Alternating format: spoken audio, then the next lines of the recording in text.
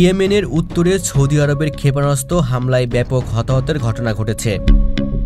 স্থানীয় সূত্র এবং আন্তর্জাতিক সংবাদ মাধ্যমগুলো জানায়, গতরাতে ইয়েমেনের সাদা ও হাজ্জা প্রদেশে একাধিক স্থানে সৌদি নেতৃত্বাধীন জোটের বিমান ও ক্ষেপণাস্ত্র হামলা চালানো হয়।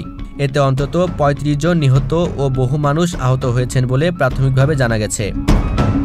সৌদি জোট দাবি করেছে এই হামলাগুলো ছিল হুতি বিদ্রোহীদের অস্ত্রাগার ও সামরিক ঘাঁটি লক্ষ্য করে। তাদের মতে সাম্প্রতিক সময়ে হুতিরা সৌদি সীমান্তে ড্রোন ও রকেট হামলার চেষ্টা বাড়িয়ে দিয়েছে।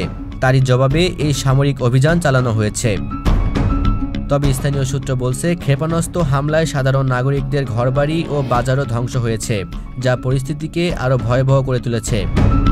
ইয়েমেনের স্বাস্থ্য মন্ত্রণালয় এক বিবৃতিতে জানায়, অনেক হতাহত এখনও ধ্বংসস্তূপের নিচে আটকে আছে। উদ্ধারকর্মীরা দিনরাত কাজ করে যাচ্ছেন। তবে বোমা বিপর্যস্ত এলাকা ও ক্ষতিগ্রস্ত সড়কের কারণে উদ্ধার অভিযান ব্যাহত হচ্ছে। হাসপাতালগুলোতে জায়গা সংকুলন হচ্ছে না। আহতদের অনেককে অস্থায়ী চিকিৎসা শিবিরে রাখা হয়েছে। এদিকে হুতি মুখপাত্র মোহাম্মদ আব্দুস সালাম বলেছেন, সৌদি আগ্রাসন আমাদের জনগণের ওপর বর্বরোচিত হামলা চালাচ্ছে, এর কঠোর জবাব দেওয়া হবে।